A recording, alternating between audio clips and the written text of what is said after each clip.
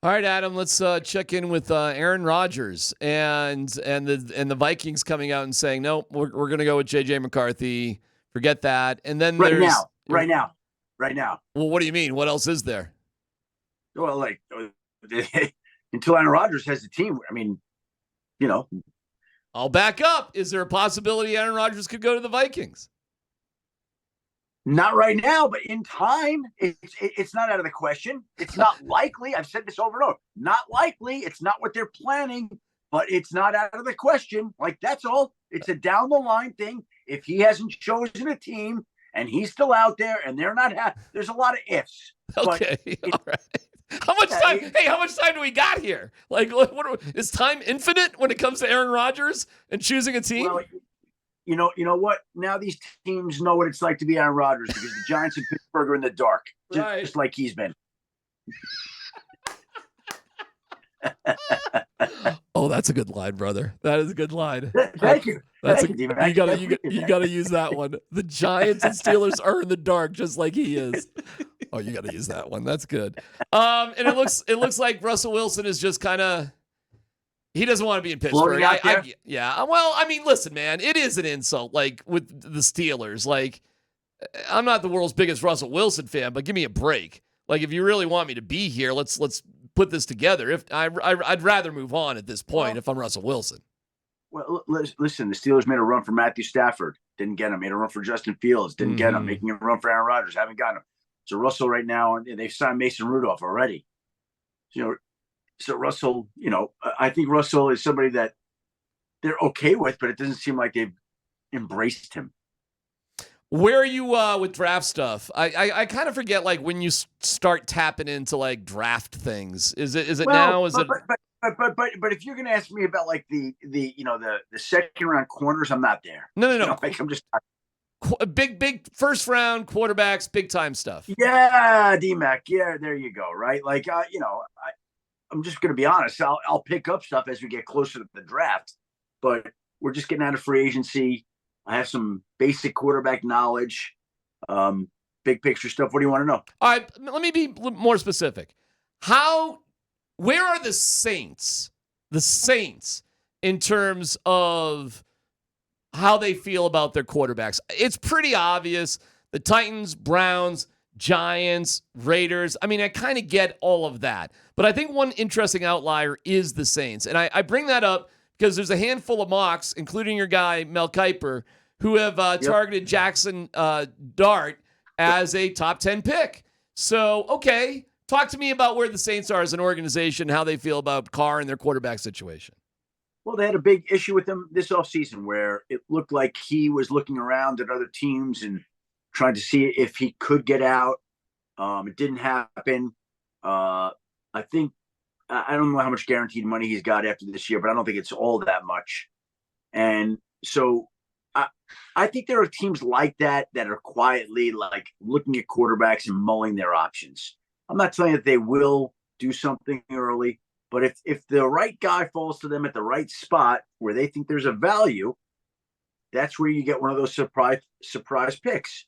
And do I think the Saints could be in the quarterback market? Yeah, they could be. Mel feels pretty strongly about Jackson Dart going to New Orleans at 9. I don't know why, but he does.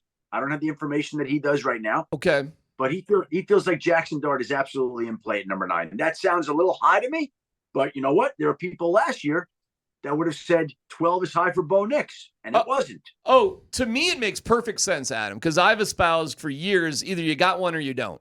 And if you don't got one, you got to go for it. And you can't choose when you suck. You got to get a little lucky, Adam, seriously. So what are you waiting for? And in my opinion, taking a quarterback in the second or third round is a waste of time. Why? You don't feel that good about him. What chance is he ever going to have? So I get it from Mel. I give Mel a little high five for that one. Makes perfect sense to me. If you don't think you got one, you got to go get one. Well, the Eagles took Jalen Hurts in round 2. Was that a waste of time, Dmac? It was riskier, and it showed a lack of commitment to him, and he's had some interesting ups and downs, hasn't he? Not now, of course, and he got paid and the whole thing, but don't tell me people didn't have doubts about Jalen Hurts as things were going on, and don't tell me he didn't have to prove himself right away. He didn't really get time to develop because he was a second-round guy. And I can look at Jalen Hurts, and we can go down the trail of tears with second-round quarterbacks like Drew Lock if you want. I mean, we can have that conversation too. Geno Smith was a 2 too. Drew Brees was a 2. I mean, there are not a lot of hits in round 2, but there are hits in round 2. There are. But your By the way, Lamar Jackson was picked 32. So that effectively is like a 2. It wasn't. It's totally different. And it was 31, not 32. And they moved up to get him. And you get a 5th-year option for him. And he's much more of a committed player to you. It's a huge difference. And I'm sorry that I take this personal, but you weren't sitting there in a crowded bar having people scream at you in drunken tantrums when I'm saying, go get Lamar Jackson, as I was well documented that particular night. And there is a big difference between having that 5th-year option. I know people sneeze at this idea, but having more time to make your mind up, Adam, to me is a good thing, not a bad thing. And the Ravens were hella smart with what they did. And by the way, for your information, there's only 3 quarterbacks in the history of the NFL that teams have drafted in the 30s. Can you name them? How about that for a little trivia? Can you name the 3 quarterbacks drafted in the 30s? Lamar Jackson. 1. I can give you hints if you, Vic, do you know? I have no idea. Good. I'll give you a hint. He was a great high school football coach. Great high school football coach. Teddy Bridgewater.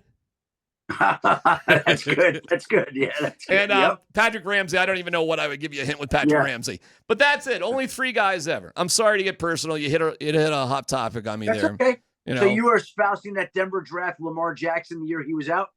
No doubt about it. Well, I was screaming for them to draft Josh Allen. And I mean, I was going. That was the year that I believe they took Bradley Chubb, correct? Correct. Which John Elway has said was his worst decision as a general manager. Well, there's a lot of remember our conversations with the organization at that point in time, and at no point did they ever say to me, Josh Allen was on there. Like that wasn't a guy that they were looking at hard. Adam, I get it. And when I was up there in Laramie at Josh Allen's pro day, and the only guy there was Gary Kubiak and a scout, not John Elway, I understood what hell was about to rain down. And by the way, let me tell you this, brother. But hold on. What was in Dmac Cheerios this morning? Jeez, well, you hit my topic. Let me tell you, brother. Let me tell you. I couldn't believe working with Jordan Palmer. I couldn't believe how much better Josh Allen got in 1 month's time between the combine and his pro day. I mean, seriously, Adam, it was unreal. And I get it. It's a pro day. And I know Jalen Milroe just had a great pro day, and pro days are pro days.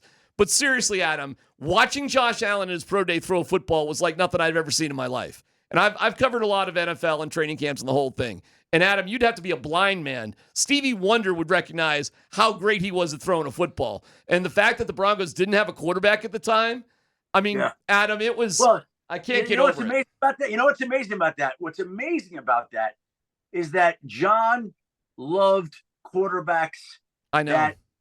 that were bigger and like himself and could run and could do things like that. And here was the ultimate guy that could do all those things that fit the prototype of what he looked at, and they didn't really look that hard at him. It's like John was looking in a mirror and said, I don't like that. It's all right. Anyways, we got to let you go. I know I got to let you go. I'm sorry.